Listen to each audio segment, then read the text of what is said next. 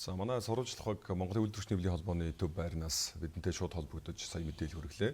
Манай хөтөлбөр зочны ярилцлагаар үргэлжилж байна. Манай студид зочноор Ус сувгийн удирдах газрын дарга Төрхүү ирсэн байна. За бидний урилгыг хүлээн авч ирсэн танд баярлалаа. Баярлалаа. За цаг үеийн байдлаар танаас нэг тодорхой асуултыг асуух нь зүйтэй байх гэж бодож байна. Саяхандаа Яармагт нэг 2 өдөр шөнийн цагаар хэрэглэгчтэй бас тасалдлаа. Шалтгааныг янз бүрээр тайлбарлаад иргэд бас жоохон төөрөгдөж байх шиг байна. Та нэг тодорхой тайлбар өгөөч энэ дээр. За ер нь би энэ тодорхой тайлбар өгөхөөс өмнө юу ч гэсэн өнөөдөр их сайн өдөр байлээ. Бэлэгт өдөртэй өдөр одоо бас бид бүгдийг бас манай хамт олныг бас ингэж урьж тэр зам намайг хурж бас ингэж оролцуулж байгаа Монгол телевизэндээ бас үндэсний телевизэндээ маш их баярлалаа гэдгийг бас хэлье гэж байна. Бид нартай байнга одоо бас хамтарч ажилладаг та бүгдэд бас дандаа бас баярлалаа гэж баярлж явдгийн шүү гэдгийг бас энэ ташаанд бас хэлье гэж бодож байна. Зүгээр яг би ингэж эхлээд бол зүгээр яг үйлчлэлийн байдлыг ярих гэж бодож байна. Зүгээр Яарамгийн тэр асуудлаас илүү зүгээр өнөөдөр бол үйлчлэлийн байдлыг бол ус угийн удирдах газрын хэмжээнд бол нийтдээ 90% бид бүхэн ажиллаж байна. Тэгэхдээ цаасан дээр байдаг хуваасаа илүү бид бүхэн өдөр болгоны цаг минут тутмын одоо бэлэн байдалтай хамгийн их найдаж ингэж ажилладаг юм байгуулга байж байгаа. Манай байгууллага нийтдээ нэг 67 дахь жилдээ Улаанбаатар хотын одоо хүн амыг одоо ундаар хангаж тэгээ гарсан бохрыг бол татан зайлах ийм үүрэгтэй байгууллага нэр төртөө хийж байгаа гэдгийг дашин бас хэлье гэж бодож байна. Саяхан зүгээр яг Яармагт тэр болсон нэг саяхан зүгээр яг 6-аас 7-8-ны хооронд бид өхөн бас усыг бас хэсэгчилж бас хааж тий яагаад ингэ хэсэгчилж хаасан байв гэхээр нэг Яармгийн ноцос станц бохрын ноцос станц бол бөглөрсөн юм асуудал гарсан. За энэ бөглөрөх асуудал маань юунаас болсон бэ гэдэг шалтгаан гарч ирэх ёстой. Тэр шалтгаан нь бол одоо зүгээр яг иргэдийн одоо 0 руугаа хийж байгаа зүйлээс одоо болсон ийм асуудал гарсан байж байгаа. За бид бүхэн ноцоос тоног төхөөрөмж маань тэн дээр бол гацсан. За гацснаас болоод одоо заавалч энийг бол хийх шалтгаан нь бол гарч ирсэн байж байгаа. Тийм. За таныг тодруулаад ярьж юу хийгээд яг хаах нь яаж бүрдээ. За Яарамгийн 5 6 7 8 9 дугаар хороо болон 24 25 дугаар хорооны нийт одоо нэг 2500 гаруй өрх. За нэг 60-аад байгууллага аж ахуйн нэгж байгууллагууд усыг бол төр хязгаарласан. Төр хязгаарласан гэхээр маань бид хүн шөнийн цагт дандаа хязгаарлалтуудыг ихэнх хязгаарлалтуудаа хийж за Яарамгийн бол татах ноцос станцын бол ажлыг бол хийж тусгасан байж бөглөрсөн асуудлыг тий. За тэрэн дээр бол татах гэдэг маань ноцос станц маань татаа тэнцээ байж байгаа бохруудын бүгдийн татаа төв цэвэрлэх үг. Тэнд яагаад гацсан бэ гэхээр тэгэхээр нөгөө иргэдийн маань одоо 0 руугаа төвөн биелсэн тэр асуудлаас болж одоо ингэ гацсан асуудлууд бол гарсан байж байгаа. За зарим нэгэн иргэд маань одоо энийг 100 хийж яахгүй юу гэж ийсэн. За жишээлбэл одоо юу гэдэг одоо ингээл яг эд өвлийн үйлрэл эхлүүгүй бол одоо ус ингэ хязгаарладаг барьдаг гэдэг ингээд хүмүүс бол ярьсан юм байж байгаа. За энэ бол гинтийн асуудал гарсан. А бид бүхэн бол өвөлчтийн бэлэн байдлыг бол өвөл дуусаад манай байгууллага бол ордог. Дараагийн өвөлчтийн ерөө одоо хавар одоо өвөл дуусаад бид бүхэн дараагийнхаа өвөлчтийн асуудал руу ордог. За өвөлчтийн энэ жилийн байдал бол 96.7% гэж бид түрүү 90% гэж хэлсэн. Ийм байдалтай байжсан. За энэ Яармгийн ноцос станц маань гинтийн асуудал гэдэг маань нөгөө нэг иргэн аж ахуйн нэгж байгууллагууд маань одоо бас ариутх татварынхаа сүлжээнд одоо зөв усын одоо юм хийснээс одоо нойлын цаасч гэдэг юм уу, памперс гэдэг юм уу, хүүхдийн памперс гэдэг юм уу, за мөн ариун цэврийн хэрэгсэл гэдэг юм уу, за мөн одоо тэгэл ус одоо янз бүрийн асуудлуудыг хийсэн шалны альчуур одоо гихт шинийн юмнуудыг хийснээс болж бөглөрл өссөн. За тэр маань бөглөрлийг бид бүхэн маань ноцосоор татсаар байгаа. Ноцосын нөгөө клапан дээр хурж ирээд клапан нь хаацсан. Ийм тохиолдол гарч байгаа. За тэр ноцос маань мэдээч 4 одоо хөдөлгөөр байж. Тэр 4 хөдөлгөөрийн 3 нь бол зогссон байж байгаа. За нэг нь бол эвдэрсэн үү? Тийм эвдэрсэн. Тэрнээс 2 нь бол бүр эвдэрсэн. Сараалж маралж бүх юм нь бол эвдэрсэн ийм асуудлууд бол гарсан байж байгаа. Тэгэхээр бид бүхэн яаралтай илүү орсон байна. Манай байгууллага орсон. Нийтдээ нэг 80 гаруй хүн за 20 хэдэн 26 7 одоо техник хэрэгсэл. За бид бүхэн 36 цагийн одоо дотор энийг бол гэмтлийг бол засаж янзлах тийм үүрэг даалгавар авсан байж байгаа. За манай байгууллага бол энийг бол нэг 27 цагийн дотор бол янзалж бүрэн одоо асуудлыг бол шийдэж тавьсан юм л асуудлууд бол гарсан байж. Ер нь ямар үнийн дүнтэй тэр тоног төхөөрөмж байдаг. Бас мэдээч зардал их гарсан болов яасан. За зардал бол мэдээч хэрэг тэр чинь хүн ажиллаж байгаа. Тэр машин техник ажиллаж байгаа болохоор бол зардал бол мэдээч хэрэг гарч байгаа. Тодорхой бол зардлыг бол би бол юугаар нь өгчий. Нэг бичиг манай санхүүгийнхаа одоо гаргаад ирэхээр нь бол өгчих боломжтой байгаа. Ноцоос тоног төхөөрөмжийн хувьд бол янз бүрийн одоо юутэй байж байгаа. Дор ижил бол 500-аас 600 сая төгрөгийн үнэтэй ноцоос тоног төхөөрөмжүүд бол байж байгаа шүү дээ. Энэ бол одоо их том эдийн засаг болоод цаг хугацаа бусад одоо хөрш айл өрхөддөө хүндрэл учруулж байгаа асуудал иргэдийн нэг юм буруу хандлага гэх юм уу, хотчиж амжаагүй байгаа одоо нэг соёлжиж амжаагүй байгаа зүйл гэх юм уу. Энэ дэр таар нь юу гэж боддөг юм? Манайх нэг хотчиж чадахгүй байгаад байна уу? Тэгээд болохгүй гэдэг хатал янз бүрийн мэд. Би өөрөө бас сэтгүүл сурвалжлагч усаагүй дэх газар яг тэр төв цэвэрлэх байгууламж дээр олон очиж сурвалжлага хийжсэн. Тэнд бол байхгүй юм байлээ шүү дээ. Ерөөсөө тоглоомч явж явах шиг. Тэгээд тэнд яг ингээд бүгдрэл үүсгэд бэлэн л байж идэг. Харин одоо яг энэ мэтчлээ ингээд асуудлууд нь олон хавар нэгэндээ гэдэг шиг гарч ирж байгаа юм шиг. Энэ нь цаашлаад бид бүхэн соёл, хотын соёл гэдэг юм сурахгүй бол байнгын л тохиолдох зүйл бий болчиход байгаа. Зүгээр яг бид бүхэн сая бол зүгээр энийг бол хүмүүст мэдэгдээд мөн одоо та бүгдэд одоо энэ телевиз, за мөн одоо энэ сайтууд, за эдгэрт одоо мэдэгдэж олон нийтэд бас нэг хөргий гэсэн юм байдлаар нэлийн далаацтай энэ дээр бол өөртөө ч бас нэлийн мэдээллүүдийг бас сурчлаа. За үүний үндсэн дээр бол хүмүүс бол ойлголтоос авж байгаа байх гэж би бодож байна. Бид бүхэн байнгын л одоо соён гээрүүлэх ажил хийхгүй бол энэ хотчиж амжихгүй байгаа хүмүүс бол маш их байгаа. Тэр тусмаа одоо энэ яармагч одоо сүүлд байгуулагдсан одоо тий хороол шүү дээ одоо. Бид бүгдийг л одоо хүүхэд саяхан л 2000 оны ихээр байж ах чинь яармагт чинь бид бүхэн морь уралдуулаад байж ийм л байдаг байсан шүү дээ. Тэгээ өнөөдөр бол тэн дээр бол барилга байшингууд бол баригдсан байж гин. За үнтэй холбогдуулаад нөгөө хөдөө орон нутгаас орж ирж байгаа хүмүүс байж гин. За мөн одоо гэрэл байж исэн иргэд маань одоо байшаа оролт орж гин. За тэр хүмүүс тэнд орох тусмаа өөрсдийгөө бас боловсруулж өөрсдөө бас соёлыг бас мэдж одоо сонсож орчингоо дагаж явахгүй бол бид бүхэн одоо хэцүү байдалтай юм байдлаа. Тэрнээс гарч байгаа үр дүн нэгээр буцаад эргээд өөрсдөө л тэр хүмүүс одоо усгүй болох жишээний ч юм уу одоо бохрын асууднууд ингэдэг ч юм уу за дулааны асууднаас хүндэрдэг ч юм уу иймэрхүү асуудлууд гарах болцоо манайхан ч одоо жишээлбэл одоо юу гэдэг гэртэл хог байхгүй болоо гэсэн юм одоо нэг юугаар сэтгхүүгээр ханддсан шүү дээ. Одоо жишээлбэл орцсондоо хогоо гаргаад тавьчихдаг, бөөнд нь овоолоо тавьчихдаг. Тэр чинь цаахан жоохон цааш нь аваачаад нөгөө хогийн цэг дээр аваачаад тавьчих юм бол хүмүүс аваа явчихна гэж бид нар одоо ерөөсөө бодохгүй. Эсвэл бол одоо гадна талтаа одоо ингээд бүх зүйлүүдээ ингээд овоол тавьчаал. За манай эмэгтэй хүмүүс бол одоо юу гэдэг усанд орд юм усанд ороод өсний сэв гэдэг шүү дээ. Тэрийг чи одоо жишээ бөөгнүүлж байгаа бол 0 дэ хийгээд татчих жишээ нэ. Тэр сэв нь очиод нөгөө ноцоос тоног төхөөрөмжөдөө голыг ороочдөг. Нөгөө ноос нөгөө мөн одоо өсний үчин голыг ороочдөг. Тэгээ голыг ороочонгод эхлээд татдаг. Татангууд нь фильтрээр ингээд сорогчдөг. За сорогдонгод сэмэрсээр хагаад нөгөө чи ирэх тусам одоо ингээд нөгөө голыг ороосоор гацах ийм байдал жишээ нь үүсдэг.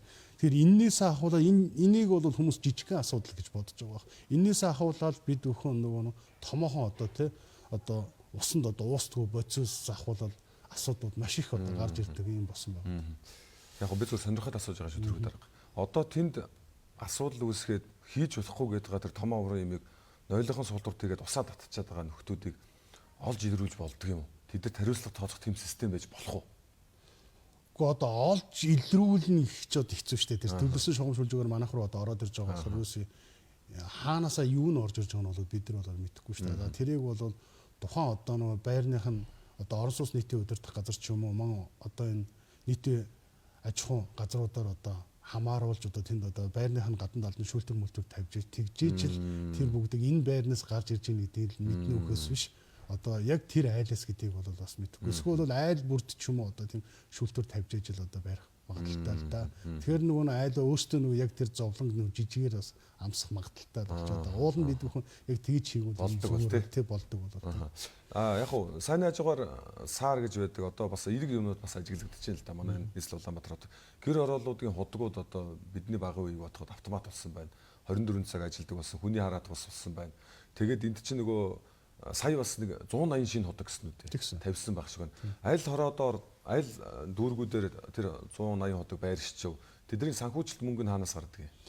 За энэ жилийн одоо тэр 180 худгийн асуудал бол Мянганы соёлын сангаар бол хийгдсэн юм асуудал байж байгаа. За 6 дүүрэгт бол зургууланд нь л хуваагдаж одоо чумаар одоо усыг өгж байгаа ийм худгууд дээр бүгдэн дээр нь бол тавьж одоо манай шумаар усангах албаны одоо ихэнх худгууд бол автоматжуулсан 24 цагийн байдалтай болж байгаа. Үүнтэй холбогдуулаад бас зөөрөөр ус хангамж ангиж байдаг. За бид бүхэн бол 24 цагийн үйл ажиллагааг бол тогтмол явуулж байгаа. За тогтмол явуулж байгаа хувьд бол манай байгууллага бол зардал бол маш их гардаг. За зардал нь яагаад их гарч байгаа нөхөр 24 цагийн үйл ажиллагаатай за мөн бид бүгдийн хэрэгжилж байгаа усны үн бол ерөөсөө их өртөг бол их бага. За гэр оролдод жишээлбэл 1 литр усыг 2 төгрөгөөр бид бүхэн авч байгаа. Байшин оролдод 1 литр усыг 1 төгрөг 35 мөнгөөр одоо бид бүхэн одоо иргэдэд бол хүргэж өгч. Зах зээлийн үнд нь шилжүүлчих болохгүй юу? Зах зээлийн үнд нь уул нь шилжүүлэх болно юутай боломжтой. Гэхдээ одоо нөгөө гадна талын нөхцөл байдал маань ямар байгаа вэ? Одоо дөнгөж сайхан гэдэг чи одоо багш эмч ажилчид одоо ингээд цалингаа нэмээч гэдэг ингээд байж байна. Бид бүгдийн тэгээд улсын төсөв маань ямар байгаа вэ те. Тэгээд иргэдийн нуруунд дээр очих болохоор тэгэл манай байгуулагчны алдагдaltaй байсан ч гэсэн явж байна. За 1 литр усыг гэр хороолол хүргэж өгөхөд бол 40 төгрөгөөр хүргэж өгөөд 38 төгрөгний алдагдaltaй ийм явж байгаа. Тэгээ ийм байдалтай байж байгаа. Тэгээд буцаагаад эргээд ингээд иргэд маань одоо ийм зохисгүй үйл ажиллагаа ингээд хийгээд ингээд байх юм бол улам л илүү энэ байгууллагуудаар зардлуудыг их үүсээд байх нөхцлүүд бол ингээд харагдаж байгаа. Ер нь гэхдээ ер нь нийтийн аж ахуйн салбар гэдэг маань одоо ер нь давбуурхад бол бэлэн болчиход байгаа л да. 1 литр усан дээр л 38 төгрөгийн алдагдал гэдэг чинь өөрөө ингээд нэг жилээр бодоод явхад асар их хөрөнгө гарч. Энд чинь бас л улсын төсөөс татаад төсөөллөөр орж байгаа даа. Ер нь татаасаар биш бид нар манай байгууллагч нь татаас авдаггүй шүү дээ ер нь. Яг л одоо яг өөрийнхөө бор зөрхөөр яваал нэг тэгэхээр тэр ийм алдагдaltaй ажиллаж яаж яваад вэ? Жил болгоно л нөө алдагдлаа буцаагаад Улаанбаатар хот дээр одоо өөрүүлэл тэгэл одоо ингээл явж байна. Нийслэлийнхний татвар нийслэлийн энэ дээр л өөрүүлэл ингээл явж байгаа юм. Ааха. Одоо манай байгууллага хэрвээ одоо ингээд нөгөө ингээд юу гэдэг усны үн нэмэгдэхгүй ийм байдалтай байх юм бол орон сууцаа татчих унгаачих гээд байна. Орон сууц маань дулаанаа татчих унгаачих гээд байна. Тэгэхээр ингээд нийтийн аж ахуйн салбар маань ингээд ийм хүнд байдалд орсон байгаа байхгүй. Тэгээ буцаад эргээд нийтийн аж ахуйн салбарт одоо инженер техникийн ажилчид бэлтгэх хүртэл хэцүү болсон. За яагаад тэгэхээр жилдээ одоо техник их сургуулийг нэг 3-4 хүн хүртэл ариутгах татвараар одоо төгсөж байна. Тэгэхэд буцаад сэтгүүлч гэдэг мэргэжлэр ямар олон хүмүүс төгсөж байгаа вэ те. Бэлдэж байгаа одоо 2-3 сургууль байж байна. Тэр 2-3 сургуулиуд дээр ингээ хараад байгаа сантехникийн инженер болон ариутгах татварын инженерээр одоо сурж байгаа хүмүүс маш бага. Тэгээ буцаагаад тэр чинь одоо хүн болгоны өдөр тутмын хэрэглээний асуудлыг шийддэг тийм одоо эмч ажилчид биш болж байгаа шүү дээ тийм хүмүүс одоо бэлтгэд хүртэл хэцүү байлдаж. Яагаад тийм байна гэдэг хөнөө салбар нь өөрөө ингээд унаад ингээд хуучин болоод энэ салбар бүр яамтай том салбар байсан юм байл л дээ. Яг зөвхөн нийслэлээс мөнгө гарч ийн гэдэг чинь нийслэлийн иргэдийн бас татвар л гэсэн үг. Тэгэхээр бид өөрсдөө усны мөнгөө 2 төгрөгөөр авж байгаа ч гэсэн тэр 438-ыг ямар нэгэн бусад бараа үйлчлэгийн худалдаж авах тэр нөгөө нэг зардлаасаа бас төлөөл яваад байгаа гэсэн учраас зүгээр зах зээлийн чөлөөт эдийн засгийн систем рүү шилжүүлчихвэл аль аль талаа асуудал шийдэгдэх юм шүү. Бид бүгдийн хувьд бол миний хувьд ч гэсэн бол бараг л тантай бол санал нэг байна. Ерөөсөө яг тэр зах зээлийн ийм асуудлаар нь шийдэж байгаа. Бас арих хамт хэрэгэлдэг болно шүү дээ. Харин тийм би яг тэр чинь хэлэх гээд байгаа байхгүй. Одоо усны үнэ жоохон өндөр болчихсон бол нөгөө нэг асуудал чинь болоод бид бүгдийн хийж байгаа асуудал чинь шал ондоо болоод нөгөө хүмүүс чинь усаа ариг гамтай хэрэгэлдэг болоод тэр нь за мөн 0 руугаа болон одоо суултар руугаа за тосоо ч юм уу одоо ямар нэгэн одоо хайлтгүй зүү бос одоо зүйлүүдээ одоо хийхээ болж ирнэ. Яг тэгэхээр өөрсөн дээр. Тэгэхээр манаас энэ байранд болон одоо энэ орон сууцнд амьдарч байгаа иргэд маань өөрсдөө бас төлбөрөөс их төлдөг иргэд байдсан байл. За энийг бол орон сууц нийтийн удирдах газартай бид бүгд ч одоо байнгын хамтын одоо үйл ажиллагаатай ажил хийдэг болохоор ингээд орон сууц нийтийн удирдах газраас манайх усаа өгөөд тэднийхээс буцаагаад манай байгууллага төлбөрөө авч яадаг байхгүй. Тийм болохоор нөгөө байгууллагуудаас сар бүр одоо бид нар инкаса татна. Тэгэл ингээд татхаар нөгөөдөл чинь иргэд аж ахуйн нэгж байгууллагууд одоо ингээд төлбөрөө төлөхгүй байна. Энэ нь юутай холбоотой хөдөө орон нутгаас ирж байгаа оюутан залуус маань одоо бөөндөө нийлж байр төрөлсөлт юм байна. За ингээд байр төрөлсөж байгаа тодорхой нэгэн хувийг эзэлт юм байна. За мөн одоо хөдөө орон нутгаас Улаанбаатар хотод ирж амьдарж байгаа маш олон хүмүүс яваад байна. Эдгээр маань бас мөн байр төрөлсөж амьдарч юм байна. За энэ хүмүүс маань ер нь байрныхаа мөнгө өгдөг. Нийтдээ ер нь 40% нь бол байрны мөнгө төлдөг гэсэн юм судалгаа сая бас гарсан байна. Тэгэхээр бид бүхэн яаж одоо дараагийнхаа асуудлыг одоо шийдэж явах юм бэ? Энэ дээр ч гэсэн бас бид бүхэн тал талдаа л ер нь аль альнийх нь хариуцлагагүй байдал байна л гэсэн. цогц менежмент нэг хийхгүй л болоод цуглаж байгаа нэг нөгөө асуудлаа яриад зоригтойгоор нөгөө иргэдийн нөгөө нэг хандлагаас айхгүйгээр л нэг зоригтой шийдвэр гаргах зөв болов уу гэж би зүгээр бодож байна. Тэгээ та бүхэн манай салбарын хүмүүс дотроо ярьж л байгаа асуудлаа илүү нэг ойроос мэдчихэж байгаа юм. Худаг гэж ярьсныг энэ шин тавьсан худагч ерөөсө зөвхөн лайлар хүүдэд зориулагдсан л ундны ус уу? Гүү юу эсвэл? Ер нь ундны ус. За. Одоо энэ гэр оролд байж байгаа айл өрхөдөд зориулагдсан ундны усыг өдөр 24 цаг бол олгож байгаа. Шинд ачих түгээх байр гэдэг бас нэг юм байдаг юм л шүү. За тийм шинэ ачих түгээх байр бол 4 баригдсан байж байгаа, шинээр нэмэгдсэн байж байгаа. Тэрний таныг зориултыг нэг тодорхойлж байгаа. Тэр бол нөгөө нэг одоо энэ гэр оролд байж байгаа худгуудыг одоо мөн одоо зөөврийн худгууд байж байгаа шүү дээ, тийм үү? Тэр худгуудыг бол усаар хангахад бол зориулагдсан тийм гүний худгууд бол бий байна. Зөв. Хоёулаа сая ингэж яриад иргэдийн хандлага, одоо энэ усаа хайрлах, дээрээс нь одоо энэ нийслэл Улаанбаатар хотын бүх л асуудалтай өөрийн мэтээр ханддаг байх гэж бас тийм яриа өрнөж штеп. Тэгэхээр энэ усаа хайрламар байна, гамнамар байна гэж хүн болгонд бас ярьдаг хэрнээ. Яг амьдрал дээр өдөр тутам яадаг бол би сайн мэдэхгүй байна л да. Зүгээр таад мэдээж тоолоороо хараа сууж байгаа хүмүүс. Манай нийслэлчүүд өдөр тэдэн литр хэргэлдэг юм. Уух нь уугаад асахыг асгаад бохирлуугаа хаяхыг хаяад. Нийслэлд бол хоногт бол 140-өөс 160 мянган метр куб усыг бол хэрглэж байгаа. 140-с 160. Ер нь дунджаар 150 мянга. 150 мянган метр куб усыг л ер нь хоногт дунджаар бол хэрглэж Аа. байгаа. Энэ одоо тэгээд анзаарж яхад өмнө жилүүдээс хэр зэрэг нэмэгдэж явж байгаа юм. Сүүлийн үед бол ер нь нэмэгдэж байгаа шүү. Сая 2-3 за нэг 4-5 жилийн өмнө бол нэг 130-аас за нэг 160 мянган метр куб усыг бол хоногт бол хэргэлдэг байсан бол хоногт бол одоо нэг 150-аас 160 болж хувирж байгаа. За мөн манай төв цэвэрлэх байгууламж маань нэг 160-аас 170 мянган метр куб усыг бол цэвэрлэх байгуулалд нийлүүлэх ёстой. Хуучин цэвэрлэх байгууламж. Энэ жил бол шинэ цэвэрлэх байгууламж бол орж ирэх гэж байгаа. За бид бүхэн арай одоо амжиж байгаагүй. Одоо л туршилтын шатандаа бол баг-багаар усыг авч бас бүх л тоног төхөөрөмжүүдээ шалгаж туршилтын одоо хугацаанууд дээр юм ажиллаж байна. За хоногт бол 50 мянган метр кубик усыг бол бид бүхэн авч шинэ цэвэрлэх байгууламжаас одоо гаргаж цаашаа байгальд нийлүүлэх үйл ажиллагааг бас хийгээд ингээл туршилтын ажлууд л бас хийгдэж байна. Иргэд бас хөндөр хүлээлттэй байгаа. Бид бүхэн 160-аас 170 мянган метр куб усыг хоногт одоо авдаг байсан бол баргалж хэрглэж байгаа ус нь тэгж орж ирж байгаа. Борооны удирдалтаа одоо баргалж болчлоо шүү дээ. Бид бүхэн чинь те 7 сараас нэг 9 сар 10 сар хүртэл одоо бороо их ордог болсон байна. Тэгээ баргалж 100 гэдэг удирдалч баргалж байхгүй болох тийш хандсан байгаа даа. Тийм байгаа болохоор бас хөрсний ус их тийшээ өндөр гарч ирдэг болсон байж. Энэ жил болон 4 жил бол хөрсний ус бол нэг нийтдээ нэг 50-60 санжаар бол тийшээ өссөн байлээ. Тэгээд бол барилга байгууламж барьж байгаа аж ахуйн нэгж байгууллагууд бас мөн манай одоо бас хотгууд руу нөгөө нэг хөрсний усаас хийж байна. За энэс шалтгаалаад бас төв цэвэрлэх байгууламж дээр хүндрэлтэй асуудал бас их үүсэж байна.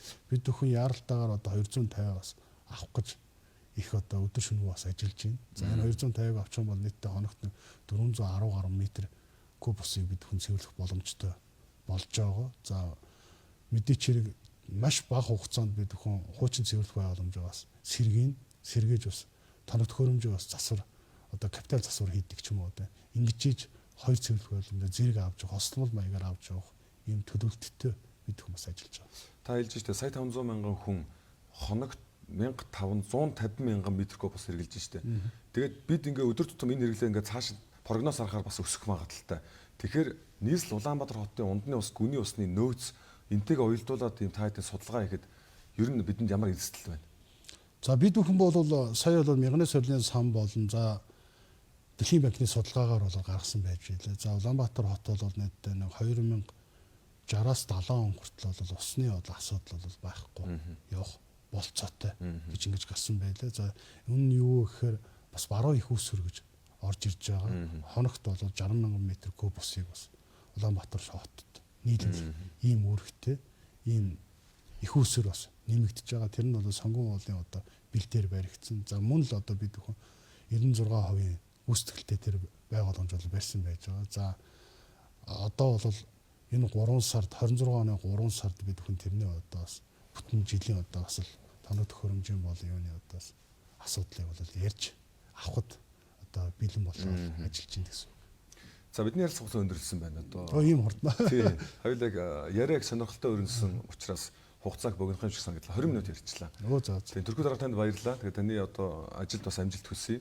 Тэгээ одоо иргэд бас та бид хоёрын ярилцлагыг үзээд ялангуяа орон сууцны айлрхүүд, шалны айлчуур, памперс тэгээл тэр янз бүрийн нойлын цаас ариун цэврийн хэрэгслээ бити одоо нойлынхон суултурлуу хийж усаа татаараа энэ нь өөрөө нийслэлийн эдийн засагт дээрээс нь бусад айл өрхүүдэд маш олон одоо дарамт асуудал болж байна шүү. Тийм учраас хотын нэг иргэн гэдэг утгаараа бусад хүмүүсийн эрхийг хөндлөж бас өөртөө үүрэг хариуцлагатай байгаасаа гэж уриалаад тавьд ярилцлага өндөр. За баярлалаа. Тэгээ та бүгд ч гэсэн ажлын өндөр амжилт хүсье. За. За хүмүүстээ бид өнөөдрийнхөө Монголын мэдээллийн хөтөлбөрийнхөө эхний зочноор сувгийн удирдах газрын дарга Төрхүг одоо урьж оролцлоо. Ярилцлаа. Бид хөтөлбөрөө энэ өдөр Монгол улсын түүхэнд ямар үйл явдлууд өрнөж байсан мэдээллээр үргэлжлүүлнэ.